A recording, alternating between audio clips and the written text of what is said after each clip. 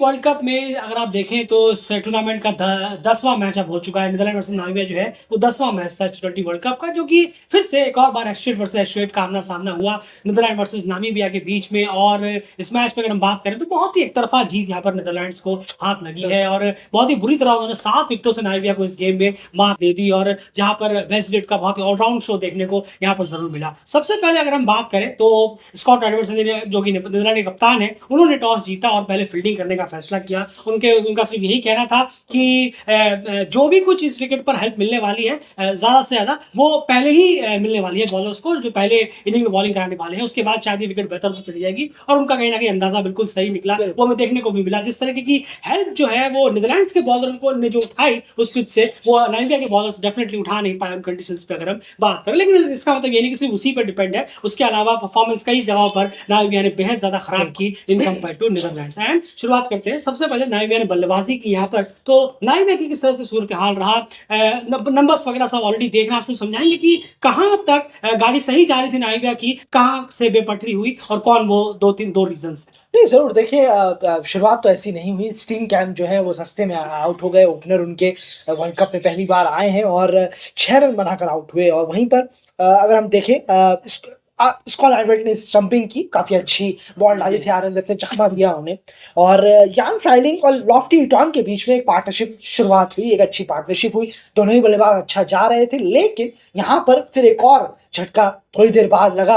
अगर हम देखें आपके लॉफ्टी इटॉन यान फ्राइलिंग के रूप में, माफ कीजिएगा, यान फ्राइलिंग आउट हुए और 38 रन बनाकर आउट हुए। और थोड़ा सा स्लोइश 26 जी, माफ कीजिएगा, 30 रन बनाकर आउट हुए। थोड़ी सी धीमी इनिंग जरूर थी, थोड़ा सा और तेज हो सकते थे। बाउंड्रीज छोटी है। अगर आप देखेंगे इस स्टेडियम की जो है, अगर हम देखें दिल्ली में अगर जो स्टेडियम है ये, वहाँ उसकी बाउंड्रीज काफी छोटी है, लेकिन आप उसको डायमीटर का थोड़ा अच्छा इस्तेमाल करके स्ट्राइक रेट को थोड़ा सा बढ़ा सकते थे, ये जरूर है। दोनों बल्लेबाजों ने पार्टनरशिप की। वहीं पर यान फ्राइलिंग ने 30 किए, निकोल लॉफ्टी टॉन ने 42 रन बनाए, लेकिन स्ट्राइक रेट का थोड़ा सा मामला है, क्योंकि ये पिच तकरीबन 180 की लगभग लग रही थी, जिस तरीके की यहाँ पर हमें विकेट नजर आ रही थी। लेकिन दोनों बल्लेबाजों ने पार्टनरशिप जरूर की, लेकिन बेहतर स्ट्राइक रेट से वो ये काम नहीं कर पाए। बिल्कुल सही कहा, लेकिन यहाँ पर वो थोड़ा बहुत निकालने में कामयाब जरूर, लेकिन तब तक गेंदें बहुत ज्यादा हो गई थी, ओवर्स बहुत ज्यादा हो गए थे। और उसके बाद जब वो थोड़ा सा अटैकिंग अप्रोच में गए, उन्होंने विकेट्स गवा दिए। और पिच डेफिनेटली अच्छी खासी टोटल जैसे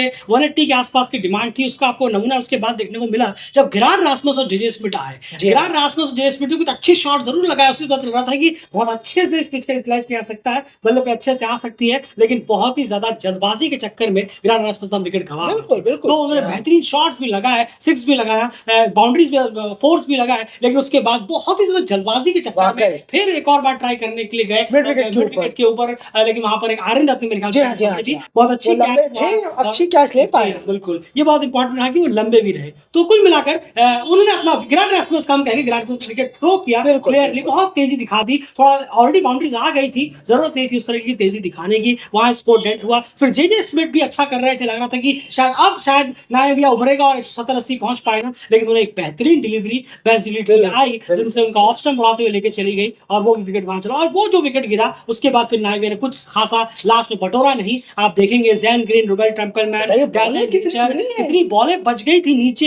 यही बल्लेबाज, खास करके मैं कहूंगा गिरार और जेजे स्मिथ, ये दोनों बहुत बड़े रीजन रहे हैं कि नामीबिया एक अच्छे स्कोर तक पहुंच सकता था, लेकिन इनके जल्दी आउट होने की वजह से, खराब शॉट की वजह से ये चीज कहीं ना कहीं रुक गई और टीम जो है महज 156 रन तक ही पहुंच पाया। क्योंकि पिच को देखकर और सिचुएशन को देखकर, ऑपोजिशन टीम को देखकर लग रहा था कि नहीं, इतना तो काफी नहीं पड़ेगा, कुछ एक्स्ट्रा ऑर्डिनरी बॉलिंग करानी पड़ेगी तभी कुछ हो सकता है। वो हुआ नहीं। बाद में अगर हम बात करें बॉलिंग नंबर्स की बात करें तो क्लियरली अगर आप देखेंगे तो बहुत ही बेहतरीन बॉलिंग रही है आर्यन दत्त की, लोगान वैन बीक की और बेस्ट डिलीवरी की। सबसे पहले अगर बात करें तो आर्यन दत्त ने शुरुआत दिलाई, ओपनिंग स्टैंड तोड़ा, बहुत तंग भी किया उन्होंने और बहुत कंजूस भी रहे हैं। उसके बाद ये जो लॉफ्टी टर्न और यान फ्राइलिंग की एक जोड़ी चल रही थी, इसे तोड़ने का काम लोगान वैन बीक ने किया। अगर आप देखेंगे उन्होंने विकेट निकाला और फिर से नीदरलैंड को वापसी पर लेकर आए। उसके बाद गिरार रासमस, जेजे स्मिथ जैसे कहें तो वो दोनों के दोनों बेस्ट डिलीवरी निकाले। ये तीनों की जो तिगड़ी है, इन्होंने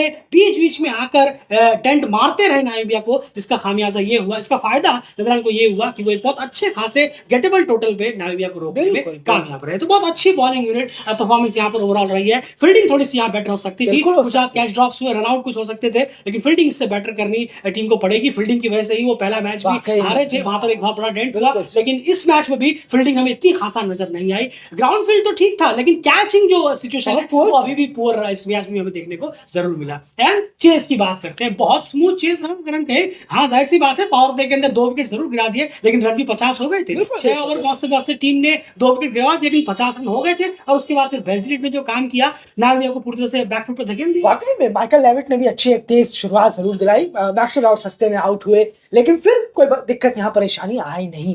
अगर आप देखें स्ट्राइक रेट बल्लेबाजों का देखें तो ये देखिए, ये स्ट्राइक रेट एक बहुत बेहतरीन है। आप लेविट को देखें, स्कॉट माफ कीजिएगा, बेस्टी लीड पर नजर डाले, उन्होंने इतनी लंबी इनिंग खेली, 72 रनों की शानदार इनिंग खेली है उन्होंने, लेकिन उनका स्ट्राइक रेट 150 का रहा है। और आप स्कॉट एल्बर्ट को देखिए, 200 का स्ट्राइक रेट, 9 गेंदों में 18 रन उन्होंने बनाए, तो बल्लेबाज के लिए काफी अच्छा था। यहाँ पर आप 180 अगर जाते नाइबिया तो और ज्यादा मैच यहाँ लड़ सकता था नाइबिया के फेवरेट, जैसा बताया गया पहली इनिंग के दौरान। लेकिन नीदरलैंड्स के बल्लेबाजों ने बहुत कमाल की बल्लेबाजी की और जमकर फायदा उठाया स्मॉल ग्राउंड्स का भी और कुछ खराब बॉलिंग का। बिल्कुल, ये देखिए एक छोटी सी मैं चीज बता रहा हूँ। अभी देखिए वहां पर दोनों का स्ट्राइक रेट बहुत डल था, फ्राइलिंग और लेफ्टी टॉप का। यहाँ पर कॉलिन एक्करमैन का अगर देखेंगे तो इतना खासा नहीं था, 114 का था, लेकिन बेस्टी लीड वो काम करके दे रहे थे टीम के लिए। वो अटैक लगातार उनका जारी था, इसीलिए इस चीज का फर्क ज्यादा नीदरलैंड्स को नहीं पड़ा। कॉलिन एक्करमैन से इतना करना था कि वो एक विकेट संभाल के रखे, एक छोर संभाल के रखे, वो उन्होंने बखूबी किया और बेस्टी लीड ने फिर जमकर रन बटोरे और बचा कुचा काम स्कॉट एल्बर्ट्स ने आकर किया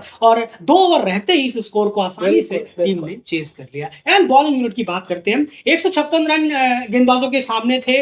पहला विकेट जल्दी मिल गया, लेकिन उसके बावजूद भी बॉलर्स कुछ खासा करते हुए नजर नहीं आया। डेफिनेटली जिस तरीके का हेल्प नीदरलैंड्स के बॉलरों ने उठाने में कामयाब हुए थे, नामिया के बॉलर्स फेल हो गए हम कह सकते हैं, चाहे वो पेसर हो या स्पिनर्स हो। आपको किनसे ज्यादा उम्मीद थी कि बैटर करते, पेसर या स्पिनर? विकेट्स की जरूरत थी। आपके बर्नर स्कॉट और रूवेल ट्रम्पलमैन प्रेशर तो जरूर बना रहे थे, पर विकेट चाहिए। आप डिफेंड कर रहे हैं टारगेट, और ये बहुत 156 मीडियम टारगेट है ये, तो कोई ऐसा नहीं है कि 256 है या 180 190 है, जहां पर ओपोनेंट थोड़ा प्रेशर में आ ही जाता है टारगेट देखते हुए।